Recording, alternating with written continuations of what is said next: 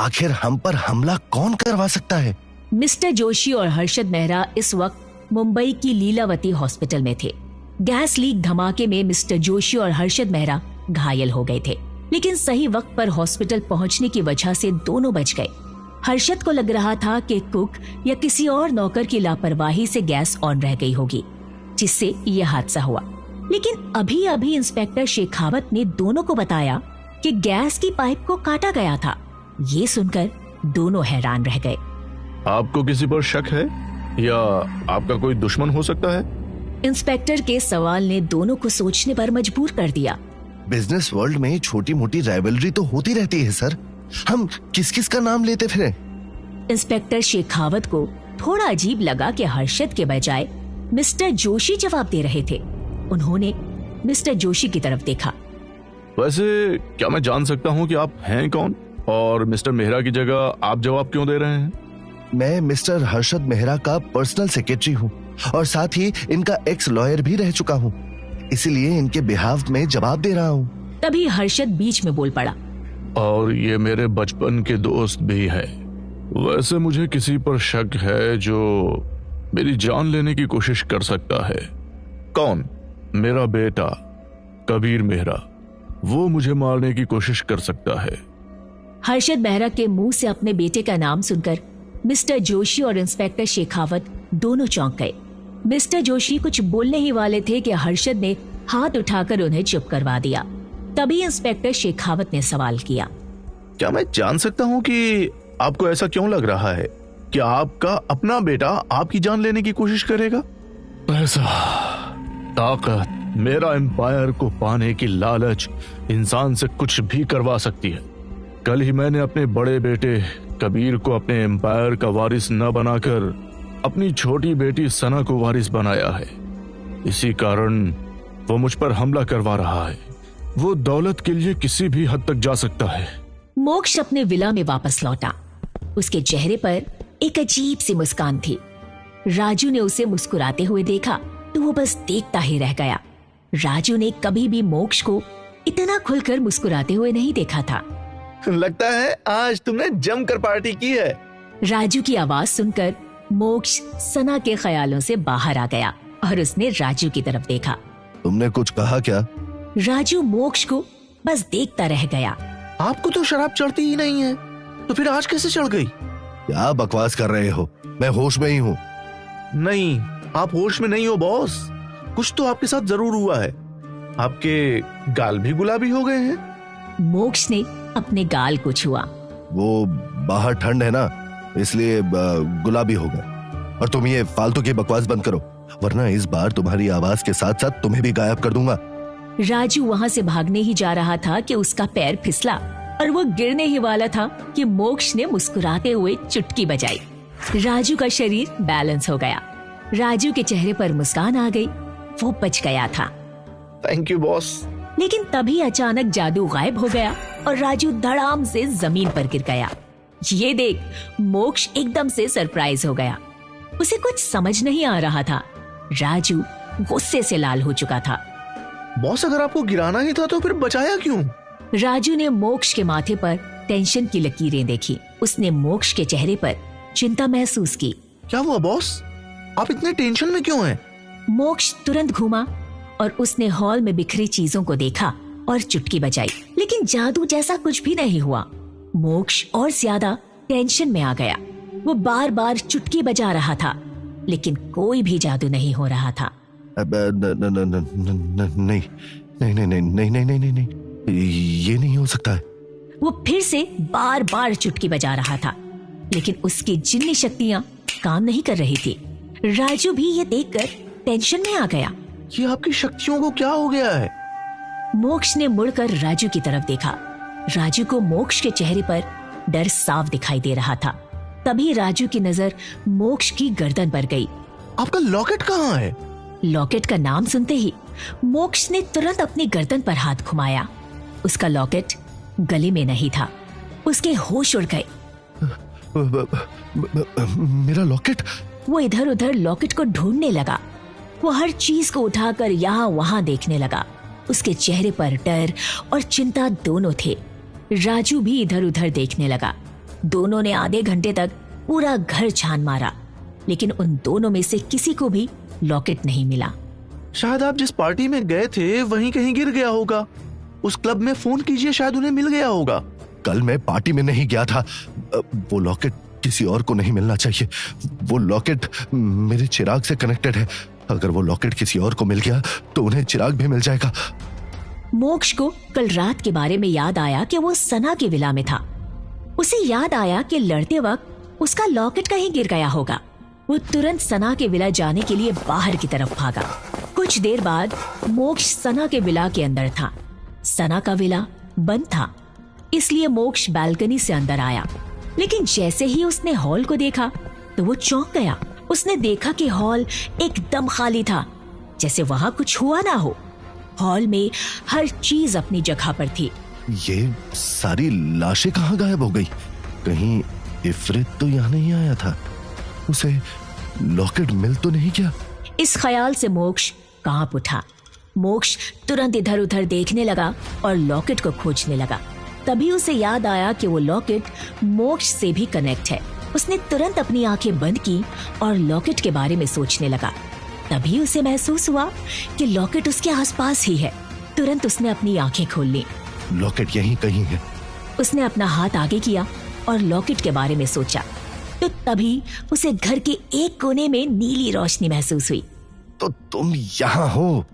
मोक्ष उस नीली रोशनी के पास गया और उसने टेबल के नीचे देखा। उसने अपना लॉकेट बाहर निकाला। मोक्ष ने राहत की सांस ली और खुश हो गया। तुमने तो मेरी जान निकाल दी थी। मोक्ष ने घर की लाइट जलाने के लिए फिर से चुटकी बजाई, लेकिन मोक्ष का जादू चला ही नहीं। मोक्ष के चेहरे पर जितनी भी खुशी थी वो गायब हो गई। उसके चेहरे पर फिर से डर साफ दिखाई देने लगा। तभी मोक्ष ने लॉकेट को अच्छे से देखा तो उस पर खून के धब्बे थे। तभी उसे याद आया कि जब सना उसकी बाहों में थी तब सना का हाथ उसकी गर्दन पर था, यानी उसका हाथ लॉकेट पर था। उसे तुरंत कुछ याद आया। मुझे उस लड़की से अभी मिलना होगा। मोक्ष तुरंत हॉस्पिटल में पहुंचा जहां सना एडमिट थी। वो सना के रूम में पहुंचा। सना सोई हुई थी और उसके चेहरे पर खिड़की से रोशनी गिर रही थी। मोक्ष ने अपना लॉकेट बाहर निकाला और उसके साथ चुटकी बजाई तो जादू से खिड़की अपने आप बंद हो गई। ये मेरे चिराग और मेरी मालकिन है। ये मेरे और मेरी चिराग की मालकिन है। तभी सना को होश आ गया और उसकी नजर मोक्ष पर पड़ी। मोक्ष को देखते ही उसके होठों में एक हल्की सी कपकपी हुई, जैसे किसी ने उसके होठों को छुआ हो। हवा में हल्की सी खुशबू फैल गई, जैसे किसी ने कमरे में कोई सुगंध बिखेर दी हो। आप कौन हैं? सना को होश में देखकर मोक्ष चौंक गया। उसे लगा कि सना अभी सो रही है, लेकिन वो जाग चुकी थी। मैं वो। मोक्ष को हड़बड़ाते देख सना सतर्क हो गई और उठकर बैठ गई। कौन हो तुम? मोक्ष को समझ नहीं आ रहा था कि सना को क्या जवाब दे। तभी कमरे में निशा और डॉक्टर दोनों अंदर आए। निशा की बात सुनकर सना शांत हो गई। उसने मोक्ष की ओर देखा और इस बार उसका ध्यान मोक्ष की नीली आंखों पर गया। मोक्ष की आंखें बेहद आकर्षक थीं। उनकी गहराई ने सना को कुछ पल के लिए सम्मोहित कर दिया। तभी निशा ने मोक्ष की ओर देखते हुए पूछा, वैसे आप यहाँ क्या कर रहे हैं? बस यहीं पास से गुजर रहा था तो सोचा इनकी तबीयत का हालचाल पूछते चलूं। मैं कुछ पूछ पाता उससे पहले ही आप आ गई। निशा और सना ने हाँ के इशारे में सिर हिलाया। तभी सना के मन में एक ख्याल आया। उसने मोक्ष की तरफ देखा। मिस्टर मोक्ष दीवान। मिस्टर दीवान, क्या आप मुझे बता सकते हैं कि मैं आपको कैसे मिली थी? दरअसल मुझे कल रात के बारे में कुछ भी याद नहीं है। मैं रात को पार्टी से लौट रहा था, तभी मैंने इनकी कार को बीच सड़क पर पेड़ से टकराई हुई देखा। मैंने कार चेक की तो ये मोहतरमा बेहोश थी और घायल भी। मुझे लगा कि इनका एक्सीडेंट हुआ है तो मैं इन्हें तुरंत यहाँ ले आया। मैं कार में थी, लेकिन जहाँ तक मुझे याद है मैं अपने कमरे में किताब पढ़ रही थी। मैडम, आप शायद किसी काम से या किसी और वजह से बाहर निकली हो। आप अपने दिमाग पर ज्यादा जोर मत डालिए, डॉक्टर साहब ने आपको रेस्ट करने के लिए कहा है। सना ने हाँ में सिर हिलाया, लेकिन वो बार बार यही सोच रही थी कि वो बाहर क्यों गई थी। उसे कुछ भी याद नहीं आ रहा था। मोक्ष ने बड़ी सफाई से झूठ बोला था, जिसे पकड़ पाना नामुमकिन था। वहीं निशा भी काफी देर से कुछ सोच रही थी। मोक्ष का नाम उसे सुना सुना लग रहा था, लेकिन याद नहीं आ रहा था कि उसने इसे कहाँ सुना है। अब शायद मुझे चलना चाहिए। वैसे आप अपना ख्याल रखिएगा। थैंक यू मेरी जान बचाने के लिए। वैसे आपको किसी भी चीज की जरूरत हो तो बेझिझक बताइएगा। मोक्ष के दिमाग में कई सवाल चल रहे थे और वो अंदर से काफी गुस्सा था, लेकिन उसने अपना गुस्सा दबा रखा था। वो उठा और बाहर की तरफ जाने लगा। सना और ईशा उसे जाते हुए देखते रहे। उसके चलने के स्टाइल में ही एक गजब का ऑरा था। जैसे ही वो कमरे से बाहर गया, कमरे में मौजूद महक और उसकी मौजूदगी का तेज भी साथ चला गया। वैसे काफी हैंडसम है ये बंदा। हाँ, चार्मिंग तो है, लेकिन मेरे टाइप का नहीं है। हाँ, इसीलिए तो तुम उसे ही देखे जा रही हो। सना ने चौंक कर उसकी तरफ देखा। उसे अंदाजा नहीं था कि निशा उसे नोटिस कर लेगी। वो बचाव करते हुए बोली, मैं उसे नहीं देख रही थी, मैं उसकी आंखों को देख रही थी। तुमने नोटिस किया? उसकी आंखें काफी अट्रैक्टिव थी, एकदम खुले आसमान की तरह नीली। निशा को भी याद आया, जब मोक्ष पहली बार उससे मिला था, वो भी कुछ पल के लिए उसकी आंखों को देखती रह गई थी। तभी उसके दिमाग में एक सवाल आया। तुमने एक बात नोटिस की? जब तक नीली आंखों वाला लड़का इस कमरे में था, तब तक एक अलग सी खुशबू या महक थी, लेकिन जैसे ही वो बाहर गया, वो महक भी उसके साथ चली गई। शायद उसने कोई स्ट्रॉन्ग परफ्यूम लगाया होगा। खैर, ये सब छोड़ो। पापा को एक्सीडेंट के बारे में बता दिया? आज बोर्ड मीटिंग थी, उसे कैंसिल करना होगा। जैसे ही सना ने अपने पिता का जिक्र किया, निशा के चेहरे पर मायूसी छा गई। वो एकदम से चुप हो गई। सना ने देखा कि निशा चुपचाप बैठी है। क्या हुआ? तुमने इन्फॉर्म नहीं किया क्या? मैम, वो आपके डैड के घर में ब्लास्ट हुआ था और वो इस वक्त अपोलो हॉस्पिटल में एडमिट हैं। व्हाट?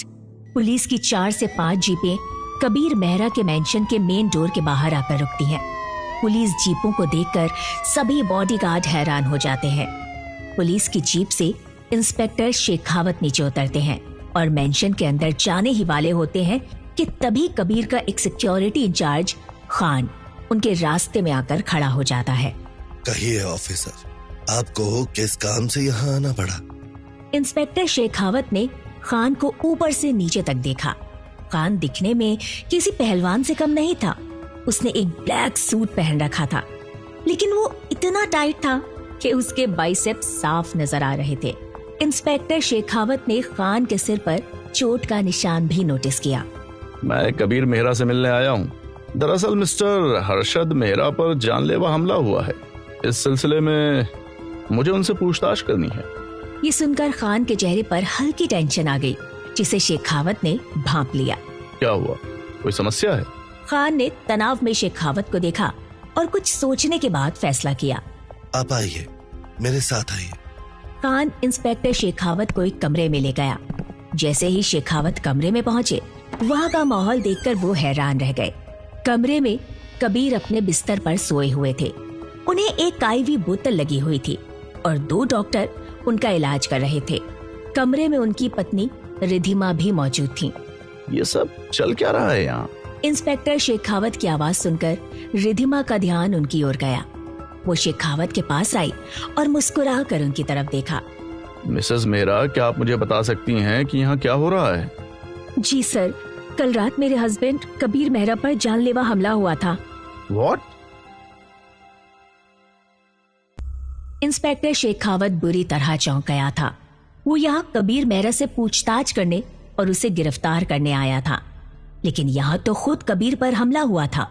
इंस्पेक्टर शेखावत के चेहरे पर चिंता देखकर रिधिमा बोली, क्या आपकी कमिश्नर से इस बारे में बात हुई थी? नहीं, कमिश्नर सर से मेरी तो कोई बात नहीं हुई है। तो फिर आपको इस बारे में कैसे पता चला?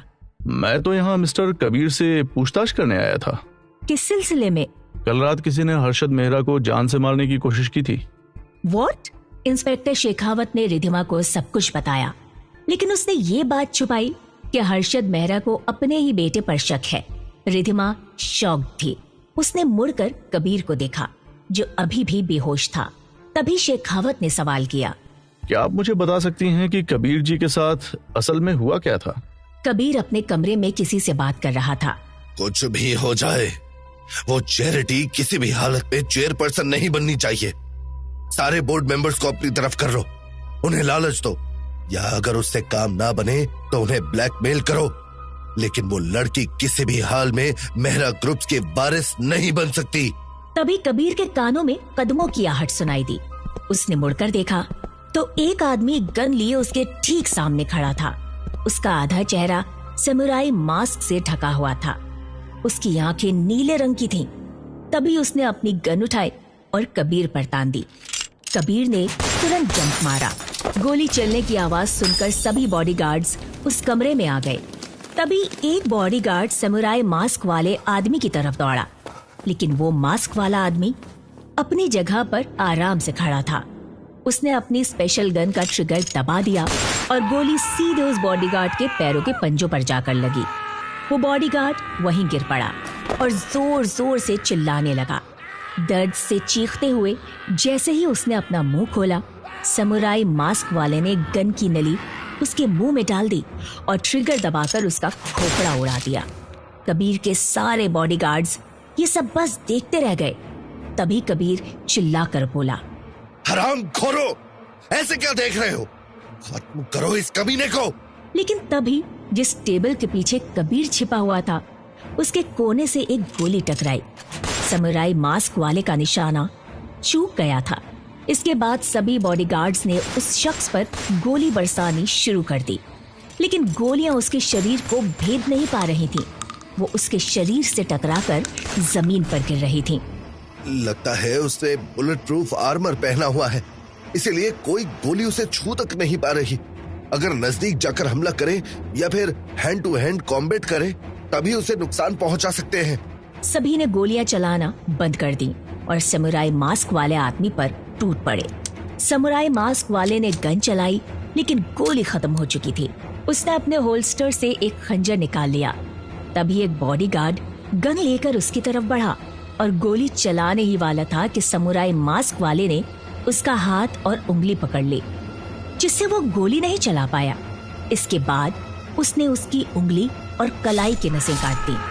समुराई मास्क वाला एक एक करके सभी बॉडीगार्ड्स के हाथ और पैरों की टेंडन नसें काट रहा था, जिससे वो ना भाग सके ना ही गोली चला सके। आखिर में खान और वो समुराई मास्क वाला आदमी आमने सामने खड़े थे। तभी खान के कानों में घड़ी की आवाज सुनाई दी। उसने देखा कि समुराई मास्क वाले के हाथ में एक छोटे बच्चे की घड़ी थी। मास्क वाले ने घड़ी में टाइम देखा और कहा, सॉरी दोस्त, मेरे जाने का टाइम हो गया है, फिर मिलेंगे। ये कहकर उसने सिर झुकाकर शुक्रिया कहा और जाने लगा। खान को गुस्सा आया और वो उसे मारने के लिए आगे बढ़ा। तभी समुराई मास्क वाले ने अपनी कमर की पॉकेट से एक ग्रेनेड निकाला और उसे कबीर की तरफ उछाल दिया। ये देखकर खान अपने बॉस कबीर को बचाने के लिए आगे बढ़ा, लेकिन तभी उस मास्क वाले ने, जो यहाँ आने से पहले टाइमर बम फिट कर चुका था, उसमें तेज धमाका हुआ। कबीर बाहर निकलकर धमाके को देख रहा था और खान जमीन पर पड़ा हुआ था। तभी उसके पैरों से एक ग्रेनेड टकराया। उसने नीचे देखा और ग्रेनेड फट गया। समुराई मास्क वाला आदमी वहां से निकलकर अपनी सुपर स्पोर्ट्स बाइक पर बैठा और तेज रफ्तार से भाग गया। स्ट्रेंज है, एक आदमी आधी रात को आता है, आपके सभी बॉडीगार्ड्स को धूल चटाकर आपके पति को जान से मारने की कोशिश करता है। वैसे उस वक्त आप कहाँ थी?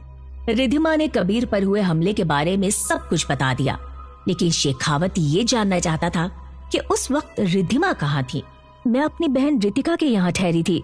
ये काफी स्ट्रेंज बात है कि जिस रात हर्षद मेहरा ने अपने वारिस को चुना, उसी रात हर्षद मेहरा और उसके बड़े बेटे दोनों पर एक साथ हमला हुआ।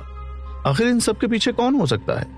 शहर के दूसरे कोने में समुराई मास्क वाला आदमी अपने कमरे में बाथरूम के सामने अपने आउटफिट बदल रहा था।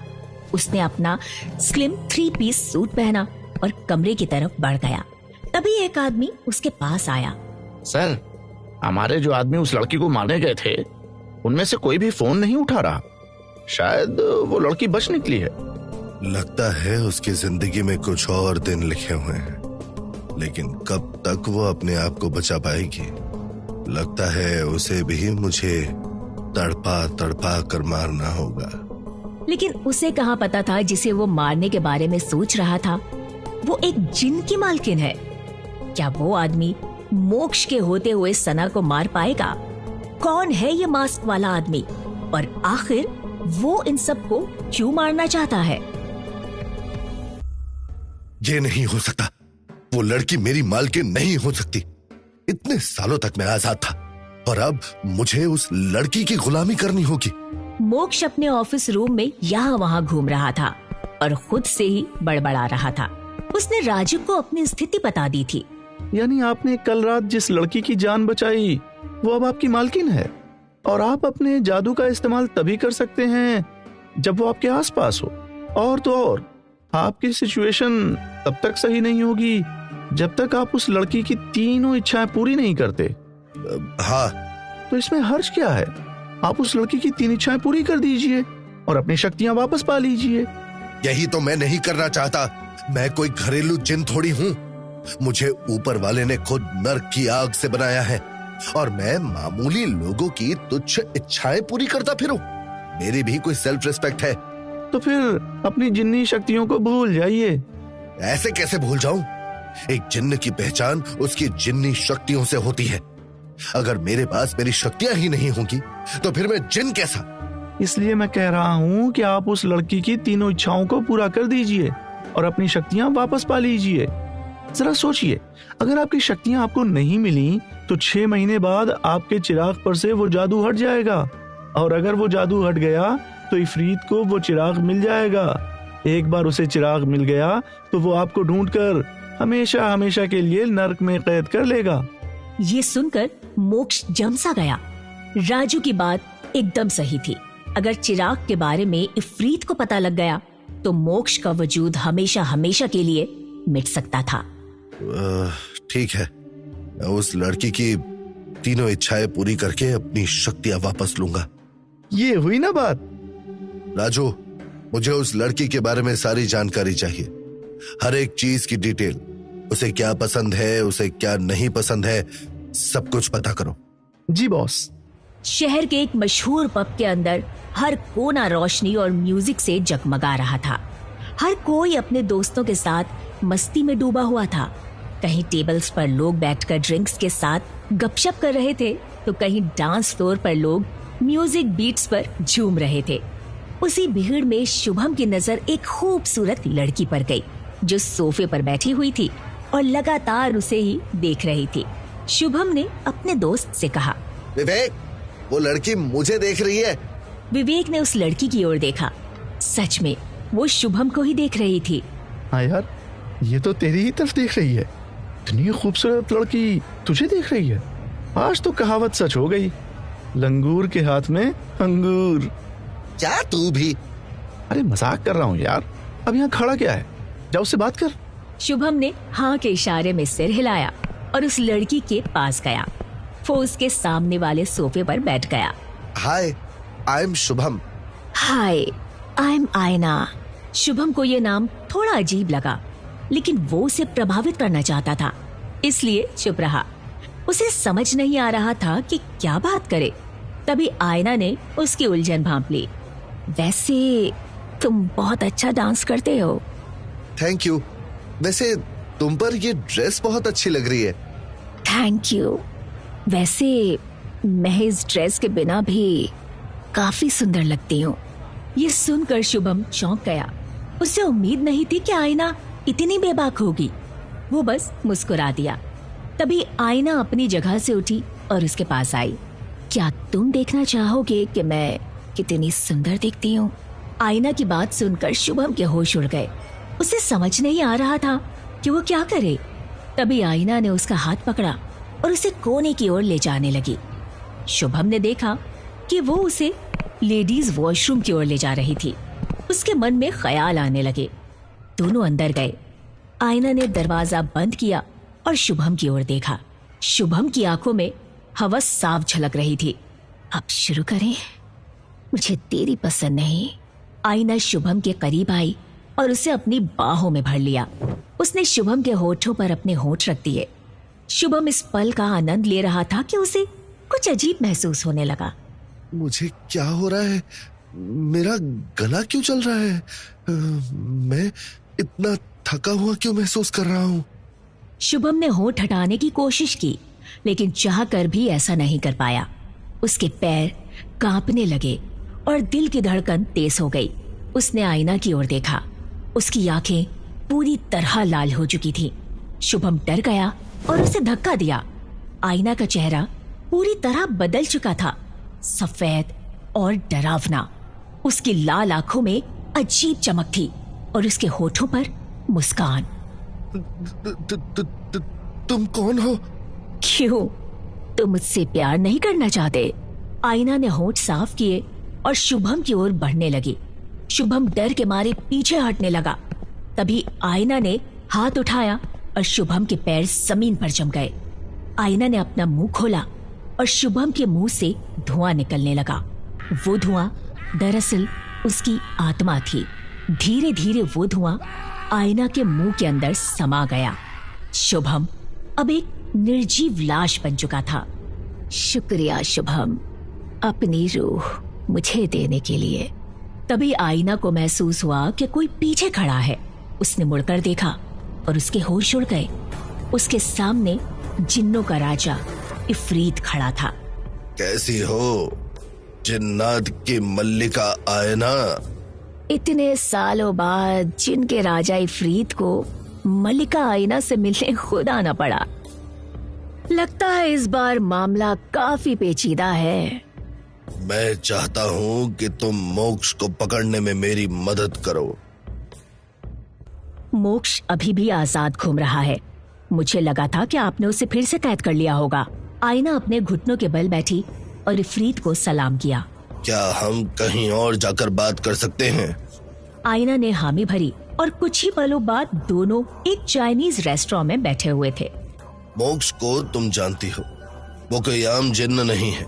उसमें मुझे अपनी परछाई दिखती है। मुझे लगा था कि आगे जाकर वो मेरी जगह लेगा, लेकिन उसने बगावत करके मुझे गलत साबित कर दिया। तो क्या उसे अपने अतीत के बारे में पता चल गया है? नहीं, मुझे नहीं लगता कि उसे इस बारे में कुछ पता है। अगर पता होता तो वह भागने के बजाय मुझसे लड़ने आता। बताइए, मैं आपकी क्या मदद कर सकती हूँ? मैं चाहता हूँ कि तुम मोक्ष को ढूंढने में मेरी मदद करो। उसने अपना चिराग कहीं छुपा दिया है और मैं उसे समन नहीं कर पा रहा हूँ। ये कैसे हो सकता है? जिन का राजा किसी भी जिन के चिराग को समन कर सकता है, तो फिर आप मोक्ष के चिराग को समन क्यों नहीं कर पा रहे? क्या उसने अपने चिराग को नष्ट कर दिया है और एक आम जिंदगी जी रहा है? नहीं, ये नहीं हो सकता। उसने अपने कई मालिकों की इच्छाएं पूरी की हैं। वो उनसे 2 इच्छाएं अपने लिए लेता है और एक उन्हें देता है। लेकिन कोई मालिक अपनी इच्छाएं मोक्ष को क्यों देगा? क्योंकि वो ऐसे मालिक चुनता है जो किसी बड़ी मुसीबत में फंसे हो। इसलिए उसके मालिक ना चाहते हुए भी अपनी इच्छाएं मोक्ष को दे देते हैं। मोक्ष तो तुमसे भी 2 कदम आगे है। उतना तो मैंने भी उसे नहीं सिखाया था।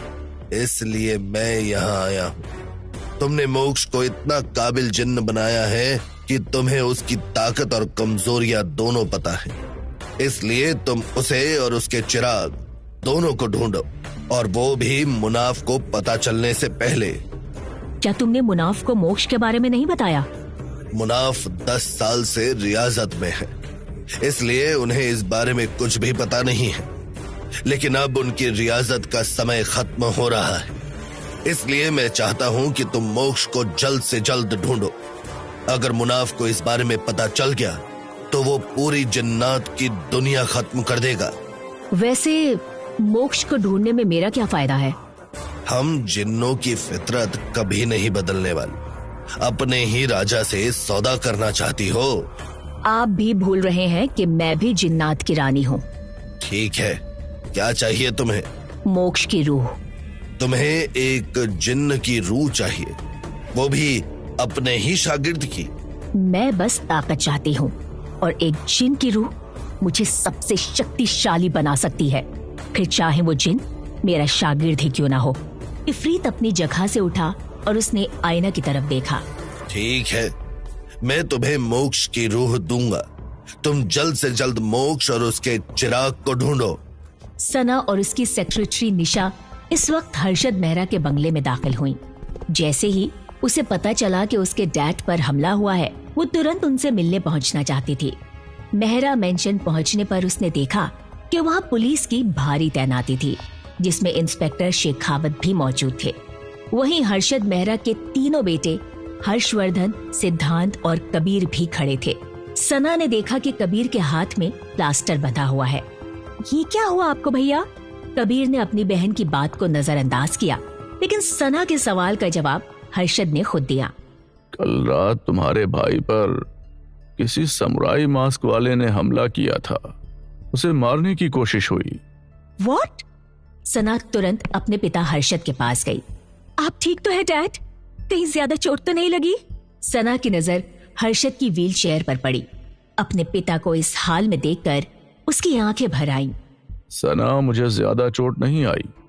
मिस्टर मेहता ने मुझे बचा लिया, लेकिन कल रात तुम्हारे भाई कबीर और मुझ पर एक साथ हमला हुआ था। पुलिस को शक है कि दोनों हमले आपस में जुड़े हुए हैं। सना ने पुलिस इंस्पेक्टर शेखावत की ओर देखा। इन सब के पीछे कौन है, कुछ पता चला? हम पता लगाने की कोशिश कर रहे हैं। हमें लगता है कि ये हमले मेहरा ग्रुप के नए वारिस की घोषणा से जुड़े हो सकते हैं।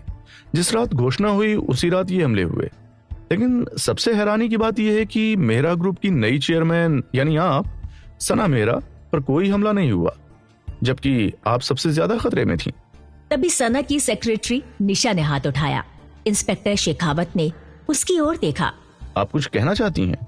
जी, शायद सना मैडम पर भी कल रात हमला हुआ था। निशा की बात सुनकर वहां मौजूद सभी लोग चौंक गए। शेखावत तुरंत निशा के पास आया। क्या आप पूरी घटना विस्तार से बता सकती हैं? निशा ने पूरी घटना इंस्पेक्टर शेखावत को बता दी। तो किसी आदमी को सना जी सड़क के किनारे बेहोशी की हालत में मिली, जिसने उन्हें अस्पताल में भर्ती कराया, और सना जी को कल रात के बारे में कुछ भी याद नहीं है। इसका मतलब मेरा शक सही था। ये सारी घटनाएं मेहरा ग्रुप के नए वारिस की घोषणा से जुड़ी हुई हैं। किसी आदमी को सना जी सड़क के किनारे बेहोशी की हालत में मिली। वहां बैठे सभी लोग सोच में पड़ गए। किसी को समझ नहीं आ रहा था कि उन पर हमला आखिर किसने और क्यों करवाया। तभी हर्षद मेहरा का एक बटलर मुरली भागता हुआ वहां आया। मुरली, क्या हुआ? तुम इतने घबराए हुए क्यों हो? मुरली ने हाथ में पकड़ा फोन हर्षद की ओर बढ़ाया। साहब, ये कॉल आपको ही रिसीव करनी चाहिए। मुरली की आवाज में छिपी घबराहट ने सभी का ध्यान खींचा। हर्षद ने फोन लिया और कॉल रिसीव की। तो यही तय करने के लिए तुम सब मेहरा मेंशन में इकट्ठा हुए हो कि कल रात आखिर किसने तुम पर हमला करवाया था, है ना? हर्षद एकदम चौंक गया।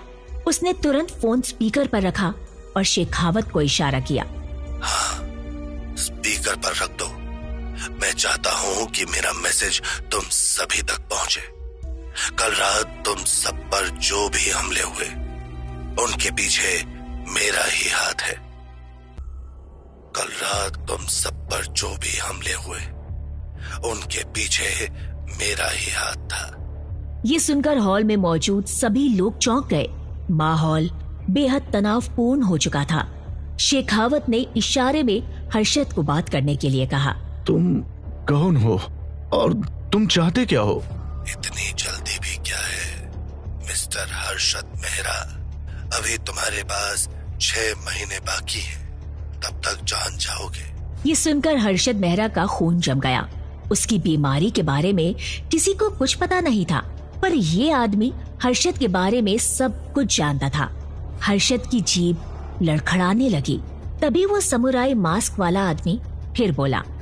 तुम लोग ये सोच रहे हो कि तुम्हारी किस्मत मेहरबान थी, इसलिए तुम बच गए। तो ये तुम्हारी गलतफहमी है।